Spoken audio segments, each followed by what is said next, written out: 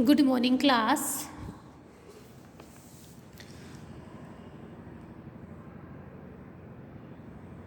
Next है हमारे पास Darboux theorem. ठीक है, कल लेक्चर में हमने लास्ट लेक्चर में हमने साइन ऑफ द डेरिवेटिव पढ़ा था। आज हम पढ़ रहे हैं डार्बॉक्स थ्योरम। ठीक है, इसको मैं बुक में से करा रही हूँ आपको कि स्टेटमेंट क्या है। देखो सबसे पहले थ्योरम की, if a function f define on a B interval के ऊपर close interval A b such that f is derivable on a b. F के ऊपर क्या कंडीशन है कि एफ का डेरिवेटिव इस इंटरवल के अंदर एग्जिस्ट कर रहा है। सेकंड कंडीशन क्या गिवन है, F dash A and F dash B are opposite sign. ठीक है, आपके पास क्या है, एफ डैश ए का और एफ डैश बी का क्या है, साइन अपोजिट है। मतलब अगर ये पॉजिटिव है तो नेगेटिव होगा, ये नेगेटिव है तो पॉजिटिव होगा इन एंड्स पॉइंट्स के ऊपर।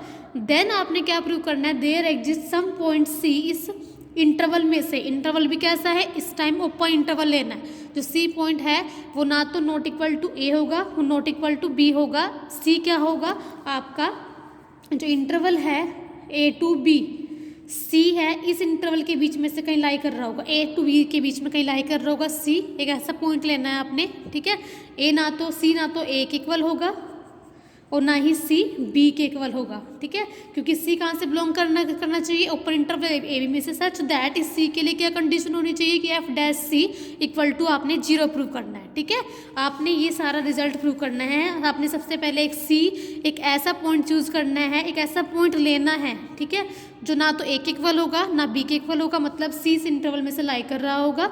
सच दैट उसके लिए क्या कंडीशन होगी कि फंक्शन का डेरिवेटिव, फर्स्ट ऑर्डर डेरिवेटिव उस पॉइंट पे क्या आना चाहिए, 0। तो ये हमारी स्टेटमेंट है। तो देखिए प्रूफ,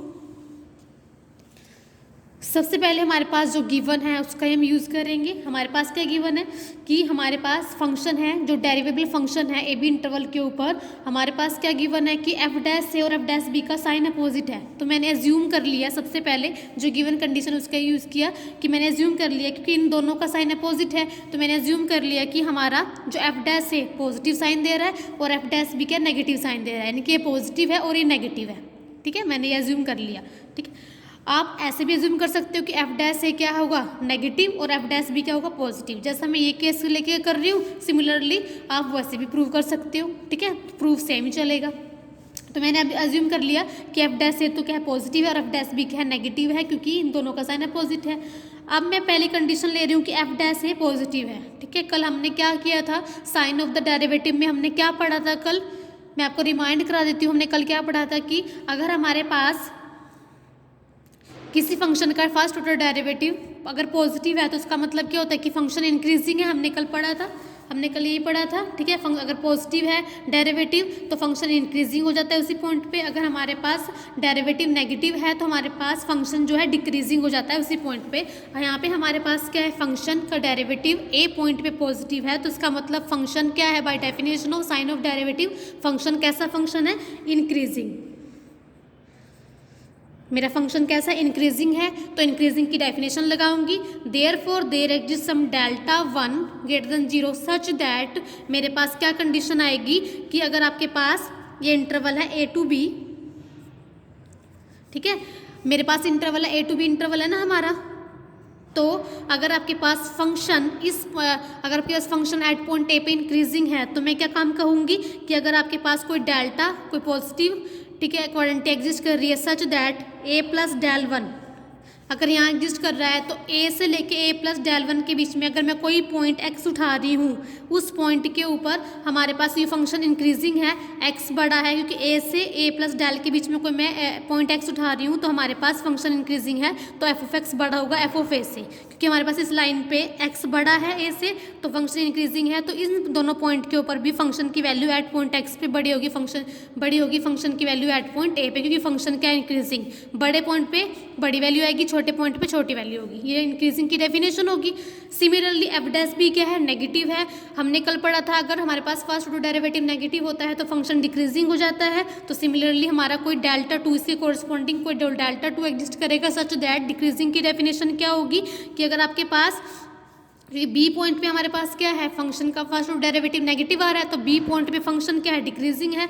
तो अगर हमारे पास मैं इंटरवल लेती हूँ B minus del two B, मतलब हमारे पास बी से लेके, ठीक है, यानी कि b माइनस डेल टू मेरा यहाँ एग्जिस्ट करेगा, b से थोड़ा कम, b माइनस डेल टू ये पॉइंट यहाँ एग्जिस्ट करेगा। तो अगर मैं इंटरवल लेती हूँ b माइनस डेल्टा टू से b, अगर यहाँ पे कोई x एग्जिस्ट करता है, x कहाँ से बिलोंग कर रहा है इस केस में, b माइनस डेल टू से लेके b में, तो अगर x यहाँ से बिलोंग करता है, अब b बड़ा है x छोटा है, तो क्योंकि फंक्शन डिक्रीजिंग है तो सबसे बड़े पॉइंट फंक्शन की सबसे छोटी वैल्यू आएगी और एफ ऑफ एक्स भी बड़ी वैल्यू आएगी। तो एफ ऑफ एक्स बड़ा है एफ ऑफ बी से, फंक्शन डिक्रीजिंग है तो पॉइंट बी बड़ा, पर डिक्रीजिंग की वजह से एट पॉइंट बी पे फंक्शन की वैल्यू छोटी होगी एट पॉइंट एक्स से, तो डिक्रीजिंग की डेफिनेशन होगी या इंक्रीजिंग की डेफिनेशन होगी। क्लियर है यहाँ तक? ठीक है, जो गिवन कंडीशन थी उसको हमने अब यहाँ तक यूज़ किया है। अब मेरे पास फंक्शन क्या गिवन है, डेरिवेबल गिवन है। हमें पता है कि एवरी डेरिवेबल फंक्शन क्या होता है, कंटिन्यूस होता है। ठीक है, जिस फंक्शन का डेरिवेटिव एग्जिस्ट करता है फंक्शन कंटिन्यूस होता है। और हमने ये भी पढ़ा है कि every continuous function is bounded. ठीक है, हमने पढ़ा है कि अगर कोई फंक्शन कंटिन्यूस है तो वो बाउंडेड भी होता है। तो एफ हमारे पास कंटिन्यूस है तो एफ हमारे पास क्या हो जाएगा, बाउंडेड हो जाएगा ए बी इंटरवल के ऊपर। इसका मतलब है कि ए बी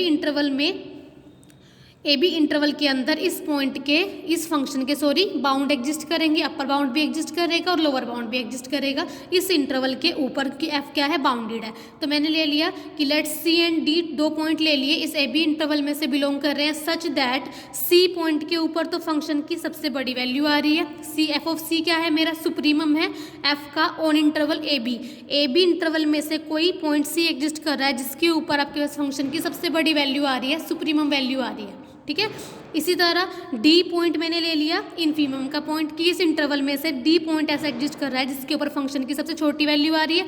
एफ ऑफ डी क्या है, इन्फीमम है एफ का on interval A B. Supremum का मतलब होता है लिस्ट अपर बाउंड मतलब अपर बाउंड, और इसका मतलब होता है ग्रेटेस्ट लोअर बाउंड मतलब लोअर बाउंड। ठीक है, एफ ऑफ सी को जो मेरा सुप्रीमम है, ठीक है, जिसपे सबसे बड़ी वैल्यू आ रही है फंक्शन की, उसको मैंने यू लेट कर लिया। एफ ऑफ डी जो मेरा इन्फीमम है, जो लोअर बाउंड है, उसको मैंने एल लेट कर लिया। ठीक है, उसके बाद आपके पास देखो इसी कंडीशन का दोबारा से यूज़ कर रही हूँ, क्योंकि यू मेरा क्या है, सुप्रीमम है एफ का इस इंटरवल के ऊपर, क्योंकि हमने अभी कंसीडर किया है ना यू क्या है, सुप्रीमम है एफ का इस इंटरवल के ऊपर। तो सुप्रीमम की डेफिनेशन क्या होगी, क्योंकि यू सुप्रीमम है एफ का इस इंटरवल के ऊपर, तो इस इंटरवल में से अगर आप कोई पॉइंट उठाते हो उसके ऊपर फंक्शन की वैल्यू यू से हमेशा या तो बराबर होगी यू के, या यू से छोटी होगी, क्योंकि यू क्या है इस इंटरवल का अपर बाउंड। ठीक है, फंक्शन का अपर बाउंड, यानी कि सबसे बड़ी वैल्यू फंक्शन इस यू पे अटेंड मतलब सबसे बड़ी वैल्यू फंक्शन की यू है, उससे बड़ा कुछ नहीं हो सकता, क्योंकि हमारे पास यू क्या है, एफ का अपर बाउंड सबसे बड़ी वैल्यू है जो वो आपके पास सी पॉइंट पे आ रही है। एफ ऑफ सी को मैंने यू लेट किया हुआ है, फंक्शन की सबसे बड़ी वैल्यू यू पे मिल रही है। ठीक है, सी पॉइंट पे मिल रही है जिसको मैंने यू कंसीडर किया है। तो अगर इस इंटरवल के बीच में से कोई दूसरा पॉइंट एग्जिस्ट करता है तो उसकी वैल्यू फंक्शन की, उस पॉइंट फंक्शन की वैल्यू या तो यू के बराबर होगी या यू से छोटी होगी, क्योंकि यू मेरा अपर बाउंड है for all X belong to A B. ठीक है, अब हमने क्या प्रूव करना है, अब तक तो हमने जो गिवन कंडीशन है उनका सबका यूज़ कर लिया अपना, जो हमारी दोनों कंडीशन गिवन थी। अब हमने जो प्रूव करना है उसके ऊपर आते हैं। हमने क्या प्रूव करना है कि सी बिलोंग टू, आपके पास एक ऐसा पॉइंट एग्जिस्ट करना चाहिए ओपन इंटरवल ए बी में से जो कि सी है, उसके लिए कंडीशन प्रूव करनी है। तो सबसे पहले हमने ये दिखाना पड़ेगा कि जो सी है वो ओपन इंटरवल ए बी में से बिलोंग कर रहा है, मतलब हमने ये दिखाना पड़ेगा कि जो सी है वो एग्जैक्टली ए कोमा बी में से बिलोंग कर रहा है। मतलब हमें ये दिखाना पड़ेगा कि सी नॉट इक्वल टू ए है और सी नॉट इक्वल टू बी है। इसका मतलब है कि जो सी है वो ना तो ए के बराबर है ना बी के बराबर है, इसका मतलब बीच के कोई पॉइंट होगा। हमने ये प्रूव करना है। क्लियर है, क्योंकि इंटरवल तो देखो हमारा ए टू बी है, जो भी हम पॉइंट्स उठाएंगे वो ए और बी के बीच में उठाएंगे, इससे बाहर तो हम कहीं जा ही नहीं सकते। पर हमने ये प्रूव करना है कि जो आपका जो सी है, कि आप देखो इंटरवल दो तरह के होते हैं, open interval, close interval. Close interval में तो जो सी है हम इसका कोई पॉइंट उठाते हैं, अगर मैं सी क्लोज इंटरवल में से उठाती हूँ तो सी हमारा ए के बराबर भी हो सकता है, सी बी के बराबर भी हो सकता है। पर ओपन इंटरवल का मतलब है कि सी ए ना तो ए के बराबर होगा ना बी के बीच का कोई पॉइंट होगा। तो सबसे पहले हमने ये प्रूव करना है कि जो सी ए बी में से है तो ना तो नॉट इक्वल टू ए है नॉट इक्वल टू बी है, यानी कि सी ओपन इंटरवल ए बी में से बिलोंग कर रहा है। तो हमने प्रूव करना है c not equal to b, c not equal to a, c not equal to b. ठीक है, अब देखो कैसे प्रूव करेंगे, हम कॉन्ट्राडिक्शन से प्रूव करके दिखाएंगे। प्रूव करना ये है, इसका उल्टा मैं ले लेती हूँ, मैं इसका कंसिडर करती हूँ अगर सी इक्वल टू ए हो गया तो क्या कंडीशन होगी। अगर सी इक्वल टू ए हो गया तो f of c equal to F of a हो जाएगा। अगर पॉइंट्स बराबर है तो फंक्शंस पे इनकी वैल्यू भी बराबर हो जाएगी। ठीक है। अब एफ ऑफ सी को मैंने क्या लिया हुआ है, यू लिया हुआ है, ठीक है। एफ ऑफ सी कितना है, यू है, तो मेरा एफ ऑफ ए भी यू के बराबर हो जाएगा। पर कंडीशन फर्स्ट से हम क्या कह रहे हैं कि एफ ऑफ एक्स तो ग्रेटर है एफ ऑफ ए से, एफ ऑफ एक्स ग्रेटर है एफ ऑफ ए से, एफ ऑफ एक्स ग्रेटर है एफ ऑफ ए से, और एफ ऑफ ए की वैल्यू क्या है, यू है। तो यहाँ से मेरे पास क्या हो गया कि एफ ऑफ एक्स ग्रेटर हो गया यू से। पर u तो मेरा क्या था, इस कंडीशन को कॉन्ट्रडिक्ट कर रहा है। u तो मेरा क्या था, अपर बाउंड था, ठीक है। u तो मेरा f फंक्शन का अपर बाउंड था इस इंटरवल के ऊपर, तो उससे तो कोई वैल्यू बड़ी ही नहीं हो सकती, ठीक है।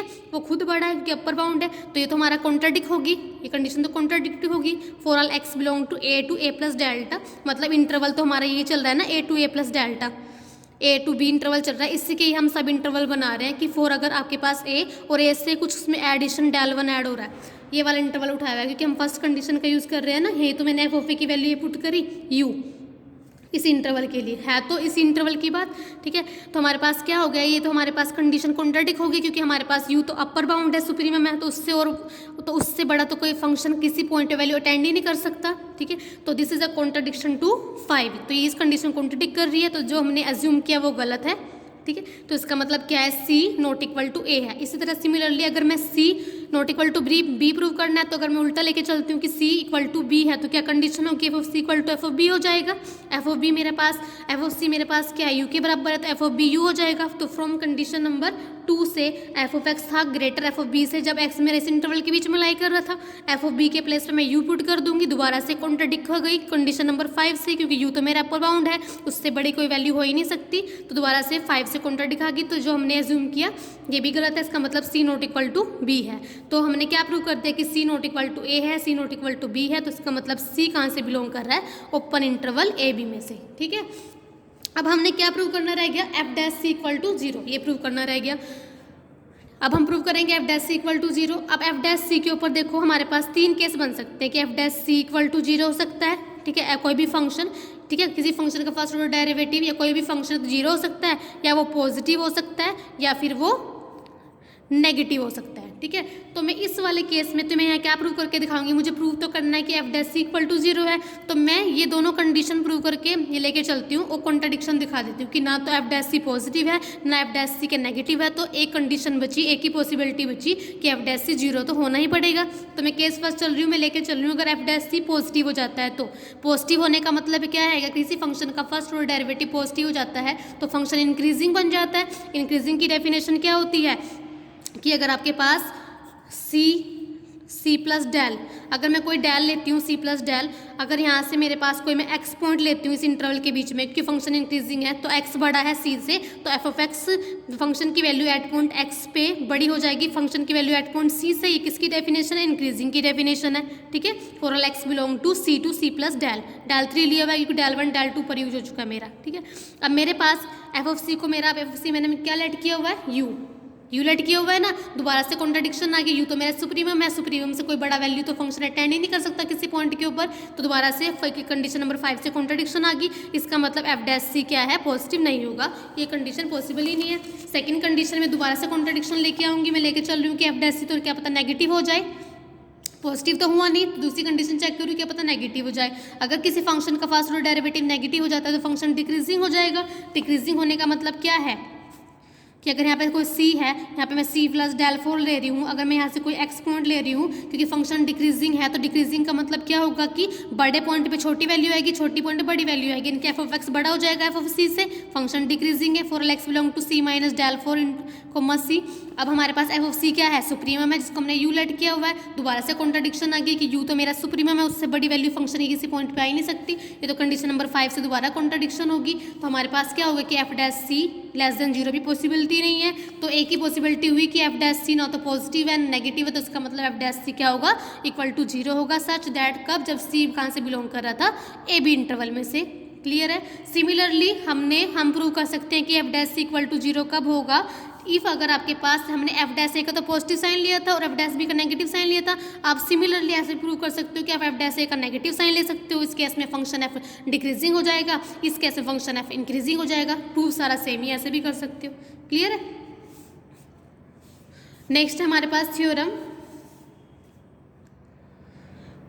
ये वाली थ्योरम अगर आपके पास आती है तो आप क्या करोगे, इस वाली थ्योरम में पहले इस वाली थ्योरम को, डार्बॉक्स थ्योरम को एज अ लेमा बना के करोगे अगर ज़्यादा मार्क्स में आती है ये थ्योरम, ठीक है। तो इसको, इस वाली थ्योरम को एज अ लेमा बना के करोगे, फिर इस थ्योरम का क्योंकि यूज इसमें डायरेक्ट हो रहा है तो डायरेक्ट लिखोगे बाय दिस रिजल्ट, ठीक है। अगर ज़्यादा नंबर में आती है, अगर थोड़े नंबर में आती है, कम मार्क्स की कोई थ्योरम आती है तो आप इतना ही करोगे, ठीक है। तो क्या है, if f is a define and derivable on a b, f क्या है, ए बी फंक्शन है जो ए बी इंटरवल के ऊपर डिफाइन है और उसका डेरिवेटिव एग्जिस्ट कर रहा है ए बी इंटरवल के अंदर, and F dash A not equal to F dash b, ये कंडीशन हमारे पास गिवन है। Then for each real number k lining between f dash A and F dash b, f dash a और f dash B के बीच में के एक real number exist कर रहा है, then there exist some c belong to open interval A b such that f dash c को अपने के प्रूव करना है। क्लियर है। तो देखो, क्योंकि हमारे पास क्या गिवन है, जो गिवन कंडीशन उसका यूज करेंगे। हमारे पास गिवन है कि F dash A not equal to F dash B है, ये दोनों कभी बराबर नहीं हो सकते, ठीक है। तो हम क्या काम करेंगे, इसका मतलब ये दोनों बराबर तो है नहीं, इसका मतलब इन दोनों में कंपेरिजन का रिलेशन होगा, या तो ये इससे बड़ा होगा या इससे बड़ा होगा। तो मैं एज्यूम कर लेती हूँ कि एफ डैश ए छोटा है एफ डैश बी से। क्लियर है, मैं एज्यूम कर लेती हूँ ये कि एफ डैश से छोटा होगा एफ डैश बी से, इक्वल टू हो नहीं सकती है, तो ये बड़ा होगा ये बड़ा होगा, ठीक है। तो मैंने अज्यूम कर लिया कि एफ डैश से छोटा है एफ डैश बी से, एफ डैश बी बड़ा है। अब मुझे पता है कि एफ डैश ए और एफ डैश बी के बीच में के लाइज कर रहा है, गिवन है। मैंने कंसीडर किया फंक्शन जी ऑफ एक्स, जी मैंने खुद कंसीडर किया है, क्या लिया हो मैंने, एफ ऑफ एक्स माइनस के ऑफ एक्स। क्लियर है। अब मुझे गिवन है कि एफ क्या है, डेरिवेबल है ए बी इंटरवल के ऊपर, एफ का डेरिवेटिव एग्जिस्ट कर रहा है, एफ फंक्शन क्या है जो डेरिवेबल है, के एक्स फंक्शन है, ये भी डेरिवेबल फंक्शन है। अगर मैं इसका डेरिवेटिव निकालूँ के एक्स का with respect to x, exist करेगा ना, किया जाएगा, तो k x also derivable on interval A b, therefore f x भी डेरिवेबल, के एक्स भी डेरिवेबल। हमने रियल्स में हमने एक रिजल्ट पढ़ा है कि अगर दो फंक्शन डेरिवेबल हो तो उनका नेगेटिव भी, उनका माइनस भी डेरिवेबल होता है। तो हमारे पास क्या है, जी एक्स फंक्शन आल्सो डेरिवेबल हो जाएगा ए बी इंटरवल के ऊपर। तो मैंने जी डैश एक्स निकाला, वो क्या आ जाएगा, एफ डैश एक्स, क्योंकि डेरिवेटिव एग्जिस्ट करेगा, और के एक्स का डेरिवेटिव क्या हो जाएगा, के। क्लियर है। अब मैंने x के प्लेस पे a पुट कर दिया, यहाँ x के प्लेस पे b पुट कर दिया। जब मैंने x के प्लेस पे a पुट किया तो f डैश a माइनस के हो जाएगा, f डैश a में से k माइनस हो रहा है, k तो मुझे पता है बड़ा है f डैश a से, तो बड़े में से अगर छोटा, हमारे पास क्या माइनस हो रहा है, छोटे में से बड़ा माइनस हो रहा है, तो नेगेटिव आंसर मिलेगा। f dash g dash b मैंने यहाँ पुट कराया तो f डैश b माइनस के आएगा। अब मुझे पता है f डैश b तो बड़ा है k से, बड़े में से छोटा माइनस हो रहा है तो पॉजिटिव रिलेशन मिलेगा, पॉजिटिव साइन मिलेगा, ठीक है, इस फंक्शन का। तो अब मेरे पास देखो, अब g हमारे पास क्या है, जो g फंक्शन है वो डेरिवेबल है, ठीक है, और जी डैश ए और जी डैश बी का अपोजिट साइन है, तो मैं डार्बॉक्स थ्योरम लगा सकती हूँ, ठीक है। दस वी हैव जी एक्स का डेरिवेबल है, जी डैश ए और जी डैश बी का अपोजिट साइन है, डार्बॉक्स थ्योरम की जो भी कंडीशन है सारी सेटिस्फाई कर रहा है g. Therefore by Darboux theorem there exist c open interval A b such that g dash c zero हो जाएगा। जी डैश सी जीरो होने का मतलब है एफ डैश सी माइनस के जीरो हो जाएगा, तो एफ डैश की वैल्यू कितनी, एफ डैश सी की वैल्यू कितनी आ जाएगी, के। क्लियर है। थैंक यू क्लास, आज की क्लास में हम इतना ही करेंगे।